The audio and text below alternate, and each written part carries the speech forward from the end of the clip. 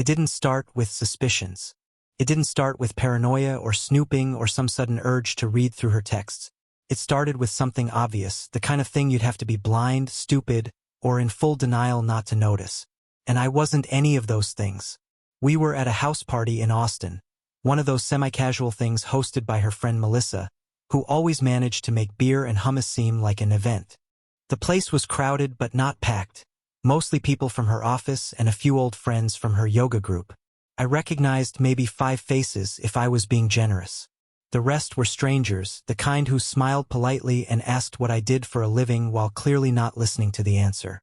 I remember standing near the kitchen island, sipping a warm IPA someone shoved into my hand, trying to seem interested in a conversation about real estate I hadn't started.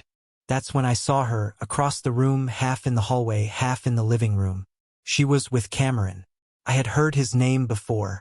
He came up a few times in passing, usually as Cam, said with this casual familiarity, like she was mentioning a brother or a dog. I knew he worked with her on some new project. I'd even met him once, briefly, outside her office building when I picked her up after work. He was polite, smiled at me like I was background noise.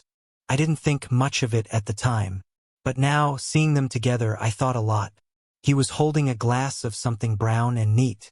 She had one hand loosely wrapped around his wrist, fingers brushing his watch. Her other hand was holding the base of his glass, almost like she was about to take it from him, but didn't. Their heads were close, closer than they needed to be. They were laughing, too.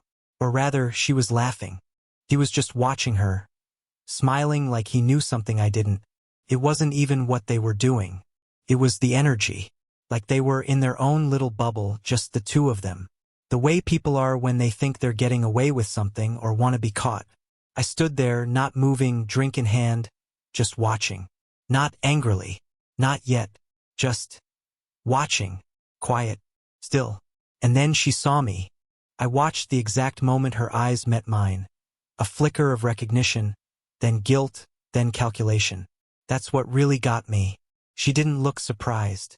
She looked like someone deciding how to spin a story before the questions even started. She laughed, loud, exaggerated, and threw her head back like they just shared the world's funniest joke. She pulled her hand away from his, stepped back dramatically, and waved her arms as if she were swatting away a cloud of scandal. "Oh no," she said, pointing at me, grinning like a stage performer. "Look who thinks I'm flirting." Heads turned. Cameron chuckled awkwardly, eyes darting toward the floor. A few of her friends laughed. Not because it was funny, but because they were supposed to. Someone behind me said, "Oh, busted." And someone else muttered, "Here comes the jealous husband." She walked over to me, still grinning, drink now in hand. "You good?" she asked, raising her eyebrows like I was the one making a scene. I nodded. Just once. Didn't say a word. She leaned in and kissed me on the cheek. Not a real kiss. The kind you give your cousin at Thanksgiving. It felt performative. Cold. "It was just Cam," she said, almost whispering. "Relax. You're being weird."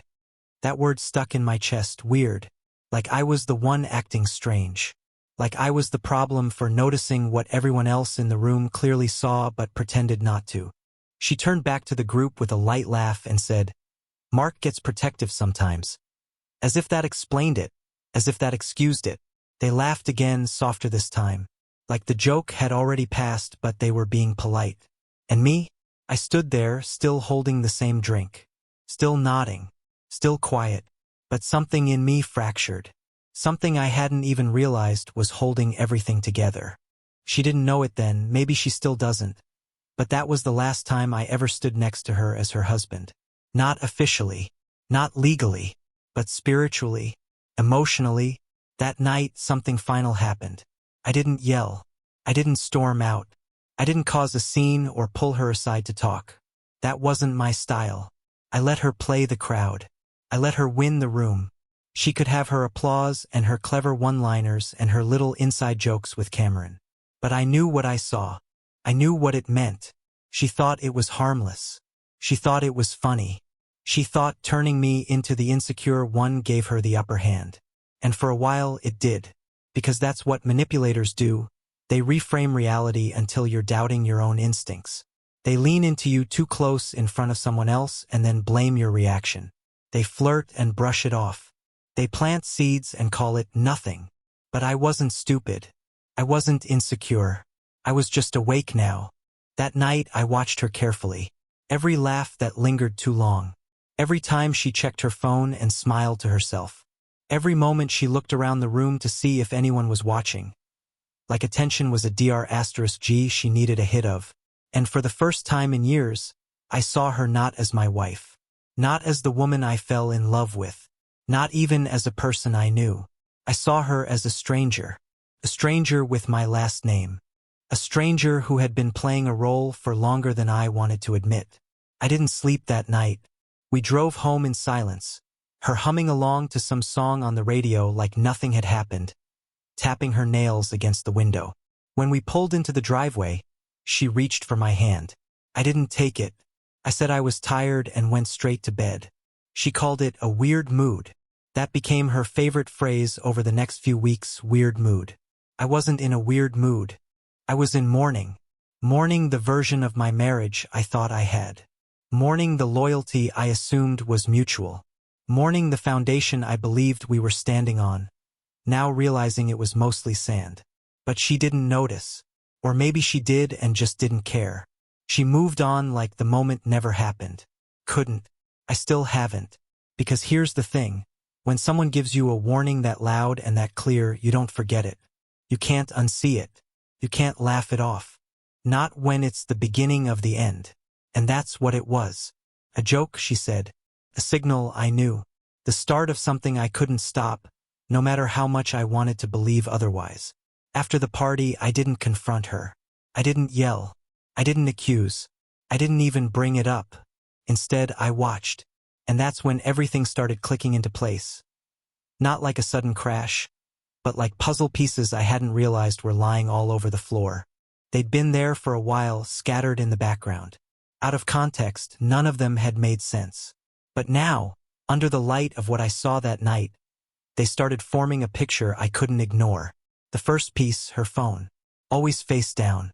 I couldn't remember when it started, but once I noticed it, I couldn't unsee it. Restaurant tables, our kitchen counter, the nightstand screen always down. No notifications. No buzzes. No accidental glances. Just the back of her phone like a wall between us. The second, passwords. New ones changed quietly.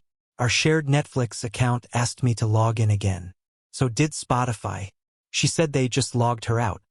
But when I asked for the new password, she paused, just long enough to register. I'll log you in later, she said, brushing it off like it was nothing. The third, the gym. My wife, the same woman who once said treadmills were modern torture devices, now had a sudden obsession with fitness. A new workout outfit every week. Morning runs, yoga nights, protein shakes. I wanted to support her. I told myself it was good, healthy. But something about it felt performative. Like she wasn't training for health. She was training for an audience. Then came the work trips. At first, they made sense. New project. Bigger role. Occasional travel. But the details? Vague. Too vague. When I asked which hotel she was staying at, she'd answer with a city, not an address. When I asked who she was traveling with, it was always a mixed group. Or just some folks from the office. No names. No specifics. Once, I asked if she wanted me to pick her up from the airport. She said no. It's a hassle, babe. I'll just Uber. It's easier. Another piece. The girls' nights. I used to hear about them in advance. Then I started hearing about them last minute. Then I didn't hear about them at all. I'd find out from a tagged photo or an offhand text. But even that started changing. The photos stopped. The texts became generic. And when I asked how it went, the answers were one-worded. Fine. Good. Fun. No stories. No laughter. Nothing she wanted to share. And somewhere in the middle of all this, our shared photos started disappearing from her social media. One by one. No explanation. No conversation. Just gone. Like I was being erased from the digital version of her life. I told myself I was overthinking it, that maybe she just wanted a cleaner feed, that couples change, that people go through phases. But deep down, I knew better. It was in the way she started treating me like furniture, useful, necessary, but not something you think about. I became a routine, a background hum. The guy who made the coffee, paid the bills, walked the dog and said, "I love you," into a void. And the coldness, it was subtle. That's what made it worse. She didn't yell. She didn't fight. She just drifted, like we were roommates sharing a space but not a life. Our conversations thinned out. Dinner became something we ate on separate couches. And Macy became something that felt optional, something she never chose. I remember one night in particular. I had made her favorite salmon with lemon butter and roasted potatoes. I even lit candles. I don't know what I was trying to do. Maybe I thought it would remind her. Remind us. She came home late, saw the table and froze for a second. "Oh," she said, blinking. "Did I forget something?" It wasn't our anniversary. It wasn't her birthday. Just Tuesday. Just me trying. I told her, "No, I just thought we could have dinner together." She gave a tight smile and said, "That's sweet. I'm starving." But she barely touched the food. Scrolled through her phone with one hand, forked at the potatoes with the other. Barely looked up. Barely looked at me. That night, I laid awake next to her, listening to the sound of her breathing. I tried to remember the last time we'd laughed together. The last time she reached for me first. The last time she said, "I love you," without it sounding like a habit. It had been months. That realization hit me harder than any fight ever could. We hadn't argued. That was the scary part. We didn't scream. We didn't cry. We didn't accuse or blame. We just stopped. Stopped being us. Stopped showing up. Stopped matching. I wish I could say I confronted her right then, that I stood up and asked the hard questions. But I didn't. I was scared. Not of the truth, but of what it would mean. I wasn't ready to accept that I had lost her, that maybe I had already lost her, long before the party, long before Cameron, long before I even realized I should be worried. Instead, I clung to little things. I tried harder. I complimented her outfits. I cleaned the house more often. I offered to make breakfast, even when I knew she'd say she wasn't hungry. I kept hoping I could earn her back, like love was a reward for good behavior. But love shouldn't feel like a performance review. Looking back, I see the signs were everywhere. I just didn't want to read them.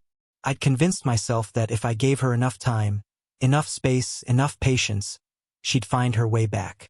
But people don't usually come back. Not when they've already left in their heart. And that's what made the puzzle so cruel. By the time I put the pieces together, the picture had already formed. It had just been turned face down on the table while I kept pretending it didn't matter. The party had been a signal, loud, clear, undeniable. But these moments, these details, they were the warnings. Forgotten, ignored, dismissed. A collection of truths I didn't want to see. But now, I saw them all. And once you see something clearly, you can't unsee it. The thing about truth is, it never knocks. It doesn't ease in slowly or give you a warning. When it arrives, it rips the door off its hinges and walks right in. I wasn't looking for proof. Not then. I was still in the maybe I'm wrong phase, still clinging to the possibility that I had misread everything. That maybe I'd taken her behavior out of context. That maybe, just maybe, my instincts had gotten too loud. I still wanted to believe in her. Then the truth found me. It was a Thursday. I was at work, halfway through a dull spreadsheet, when my phone buzzed. It was a DM from a coworker, Will, someone I only talked to occasionally. We weren't close. We mostly joked around in the break room about sports and bad coffee. He had no reason to send what he sent me unless he thought I'd want to see it. "Yo, isn't this your wife?"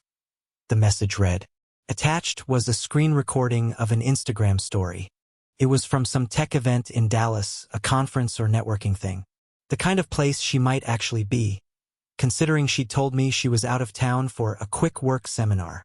I didn't even question it when she packed. The video was just a few seconds long. In the background, you could hear laughter, clinking glasses. It was clearly taken in a hotel bar or lounge. Modern lighting, velvet chairs, some trendy playlist playing low behind the crowd noise. A woman's hand swept across the camera frame. Then the phone turned to face a couple near the back. And there she was, my wife, wearing a dark green dress I didn't recognize. Hair curled, makeup done in a way she rarely did for me. She was sitting beside Cameron. Not across from him, beside.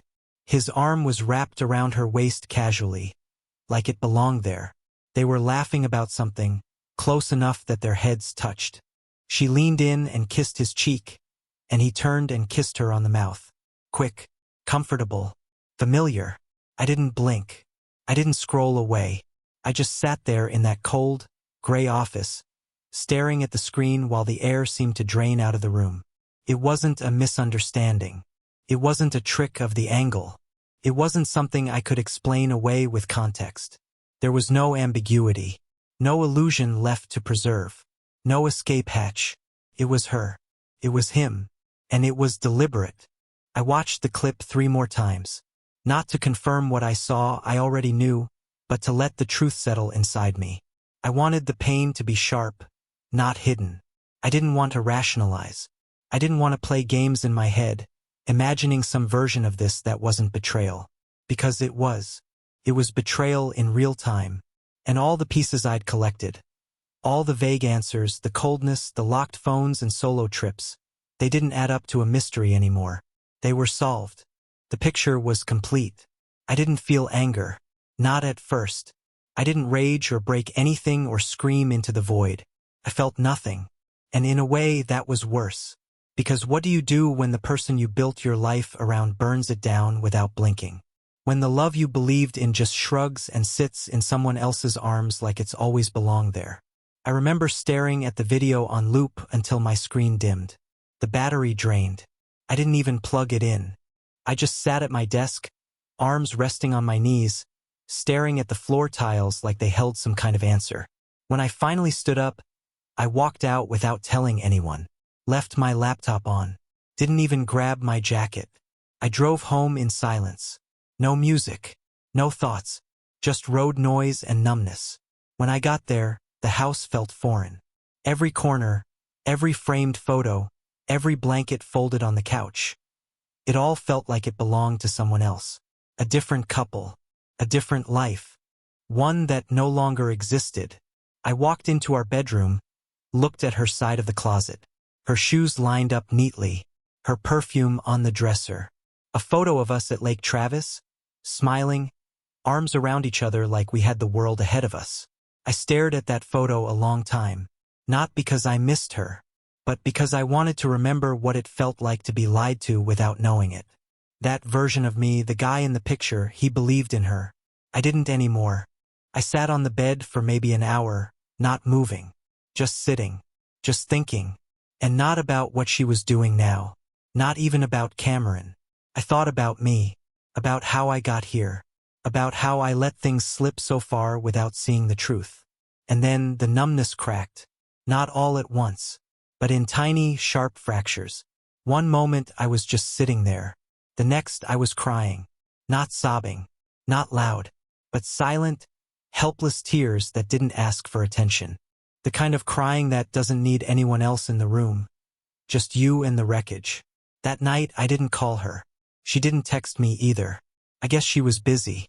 I laid in our bed, alone, staring at the ceiling, and I knew with complete certainty. This was over. Not just the relationship, not just the marriage, but the illusion, the idea that we were solid, that we were honest, that she loved me. That idea died quietly that night, without ceremony. And weirdly, that clarity gave me peace. Because when someone shows you who they are, really shows you, you don't have to guess anymore. You don't have to hope.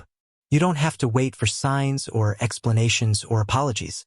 You just know. And I knew. This wasn't a rough patch. This wasn't miscommunication. This wasn't a lapse in judgment. This was a choice. Repeated. Hidden. Protected. And that said everything. I didn't pack in a hurry. There was no chaos. No rushing around. No slamming drawers or cramming bags like you see in the movies. Just silence. Just me and the stillness of a decision that had already been made. I think that's the part no one talks about. How quiet the end is when it finally arrives. Not the fights, not the tears. The actual end. It doesn't roar. It hums. Like an old machine finally powering down. She wasn't home that night. I don't know where she was. I didn't ask. I didn't need to. She was with him. Probably laughing. Probably telling herself she hadn't technically done anything wrong. Probably spinning some narrative where I was cold, distant, checked out. Something she could believe so she wouldn't have to feel guilty. Let her. I wasn't sticking around for her to rewrite the script. I had always thought if this ever happened, if she ever crossed that line, I'd explode. That I'd rage. Confront her. Demand answers. Slam doors. But when the moment came, none of that felt right. I didn't want a confrontation. I didn't want her words. I didn't want her voice in my head anymore, spinning half-truths and justifications. I didn't want to see her try to cry, or pretend she was sorry, or act like this was all some misunderstanding we could untangle. There was nothing left to fix. She made a choice, so I made mine. I opened the safe behind the closet door. The one she forgot we had. It still had the emergency stash I started years ago. Cash, passport, backup cards. I never knew what I was saving it for. I told myself it was for a worst-case scenario. A storm. A blackout. A job loss. Turns out it was for this. I didn't write a note. I didn't text. I just took what I needed. A small duffel bag. A change of clothes. A few essentials. And walked out the front door. Quietly. Like I was going out for a late-night walk. But I wasn't coming back. I drove my own car to the airport. Left it in long-term parking. Rented something under my middle name at the kiosk. Told the guy behind the counter I was heading to see family. He nodded like he'd heard that 100 times before. I pointed the GPS toward nowhere in particular. I wasn't running toward something. I was running away. Away from her. From the lies. From the version of me that kept waiting for things to change. I ended up in a small town in Tennessee. I don't even remember the name at first. It was quiet. A place with more gas stations than stoplights. I found a motel just off the main road and asked the guy at the counter if there was anything longer term. He called someone. Told me an older man a few miles out had a guest house he rented sometimes. The place was nothing fancy. 1 bedroom, 1 bathroom, creaky floors and a furnace that whined when you turned it on. But it was safe. And quiet. And mine. The guy who rented it, a retired mechanic named Ray, didn't ask questions. He looked me over once, nodded slowly and said, "You pay on time, we're good." That was the extent of our agreement. For the first time in years, I slept without waiting for a phone to light up, without wondering who she was texting, without waking up to a stranger in my bed pretending to be my wife. The first morning there, I looked in the mirror and barely recognized myself. Not just because of the bags under my eyes or the unshaven face, but because I looked free, tired, hurt, hollow, but free. So I changed. I shaved the beard she always said made me look too serious. I cut my hair, bought a pair of jeans that weren't tailored, swapped dress shoes for boots.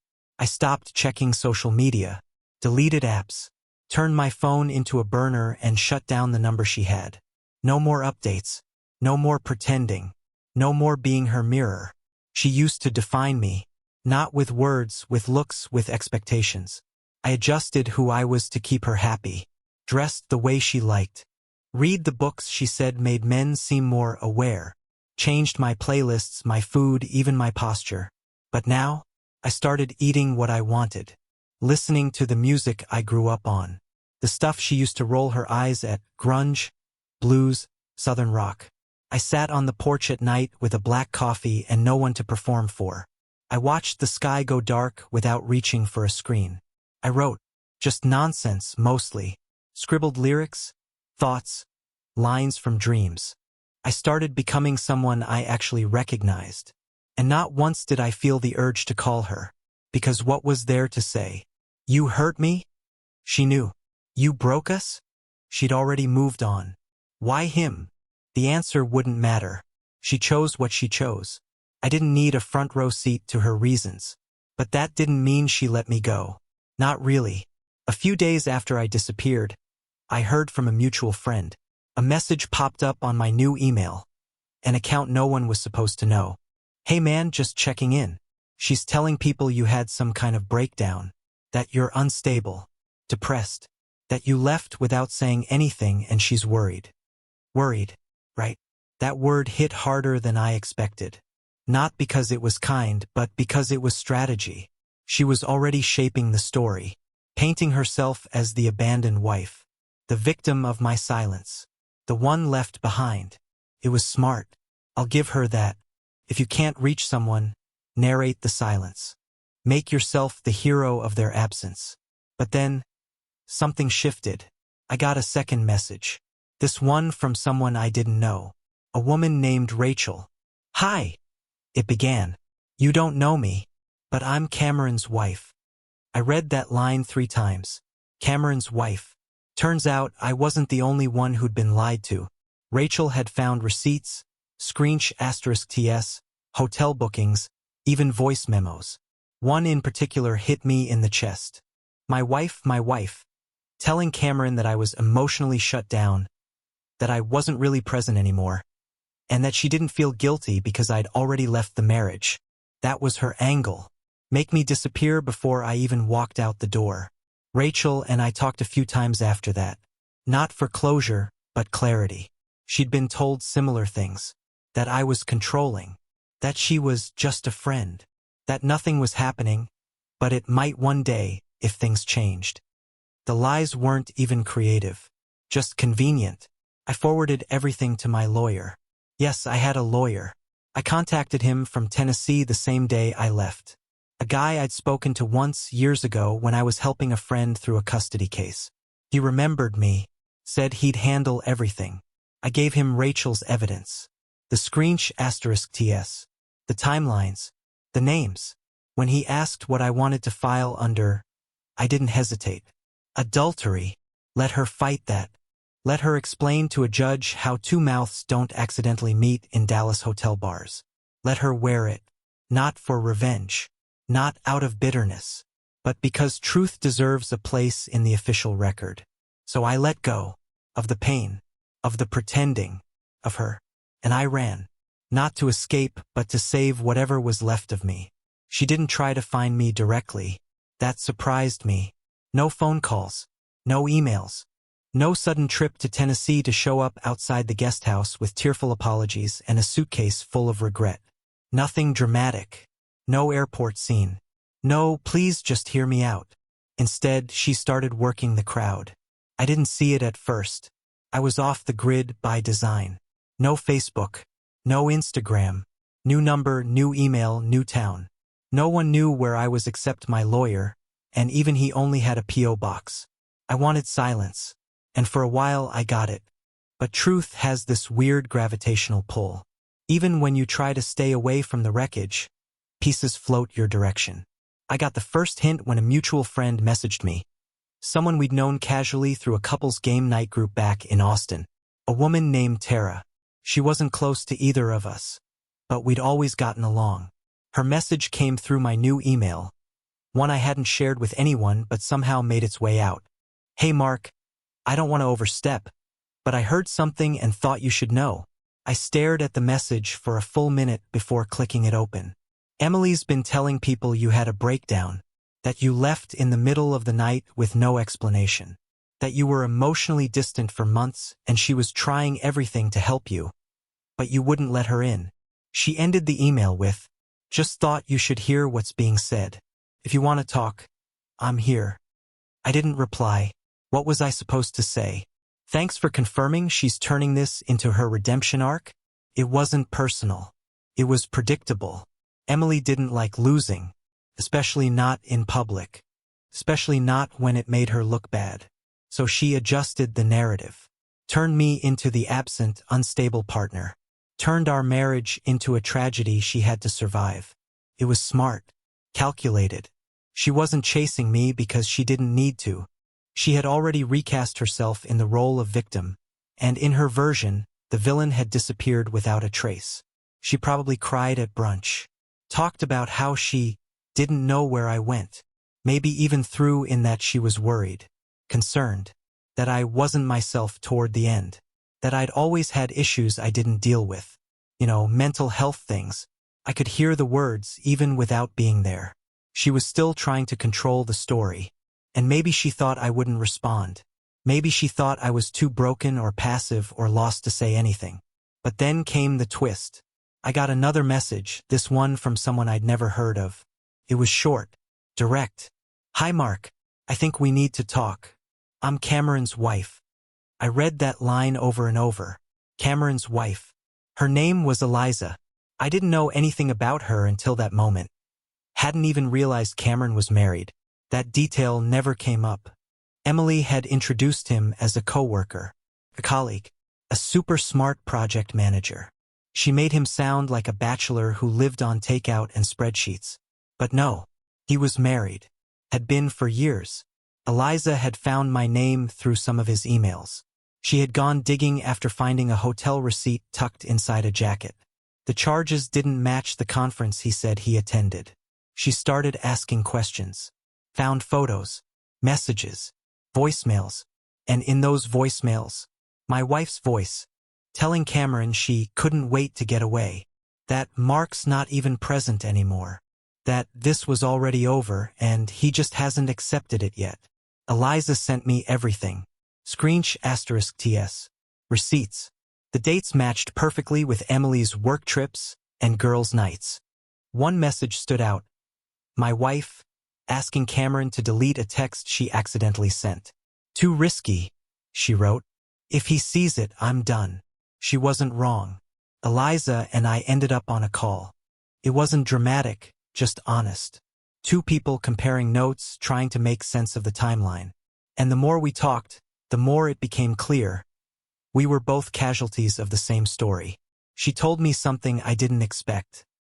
"He's not even charming," she said. "I mean, I love him, or I did, but he's not the kind of guy you leave your marriage for." So I had to ask myself, what was your wife really doing with him? I didn't have an answer. Maybe it wasn't about him at all. Maybe it was about the thrill, the secrecy, the escape. Or maybe she just needed someone to mirror the version of herself she liked best. The spontaneous, carefree version that didn't have to answer to a marriage she'd already emotionally left behind. My lawyer moved fast once I gave him the evidence. Eliza gave her consent to share everything. We compiled a file, dated, labeled, organized. There was no ambiguity left. Just betrayal clearly outlined and time-stamped. When I filed for divorce, I listed the cause clearly. Adultery. I didn't care what she told people anymore. I wasn't going to play PR for her reputation. Let her lie. Let her spin. But the truth would live in court documents and filings and proceedings. Truth with a paper trail. A few weeks passed with no word from Emily. And then, out of nowhere, a text. It came from an unknown number, but I recognized the voice in the words. "Mark, I know you probably hate me, but can we talk?" I didn't respond. 2 hours later, another one. "Please, I just want to explain." Explain? There was nothing left to explain. The story had already been told. Not by her, but through her choices. Through what she said when she thought no one else was listening. But still, they kept coming. "You ghosted me. I deserve closure. You're not even giving me a chance to be honest. I thought we were more than this.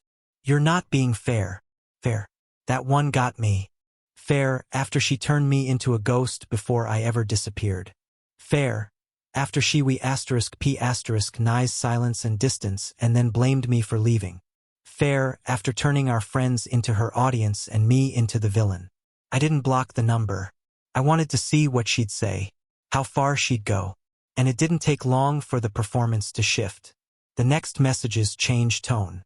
"You're unstable. This is why we had problems. Everyone sees it now. You're acting irrational. You're making this worse than it needed to be." There it was. The tactic flipped. From guilt to gaslight. From apology to accusation. She couldn't get control back, so she tried to shatter mine. But it didn't work. Because this time I wasn't standing in her shadow. I wasn't hoping for honesty or begging for scraps of affection. I had left the stage entirely. I stayed quiet, let the silence speak for me, and after a while the messages stopped. She must have realized the curtain had closed, and I wasn't coming back for an encore. Meanwhile, Eliza filed for divorce too. Cameron tried to save it, according to her. Showed up with flowers. Told her it wasn't serious. That he got caught up in something stupid. Funny. That's exactly what Emily used to say about things. Not serious. Like betrayal was a joke with no punchline.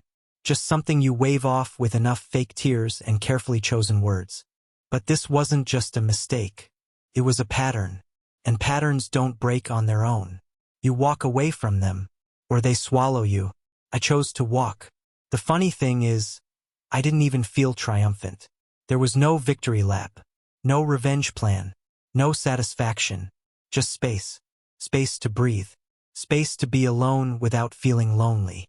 Space to remember who I was before I got edited down into something convenient for someone else. She tried to control the story, but in the end, the truth didn't need defending. It just needed to be lived. And I was finally doing that. About a month later, I heard Cameron left her.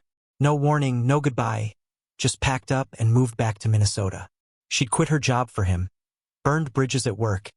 Even cut off mutual friends who didn't support her new relationship. And now, she was alone. I didn't feel satisfied. Just finished. Meanwhile, I'd moved to Virginia, renting a small place above a restoration shop, working with my hands again. One day at the grocery store, I met Brooke.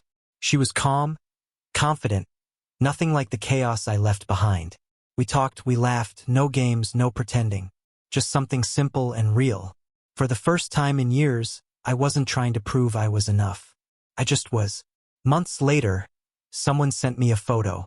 My ex-wife and Cameron, together again, sitting in some bland restaurant like nothing had happened. No shame, no regret, just two people rewriting history. I didn't flinch. It didn't hurt. I didn't care. That moment freed me. I wasn't her ghost. I wasn't the man she cheated on. I wasn't even part of her story anymore. I was writing my own, and that was all that mattered.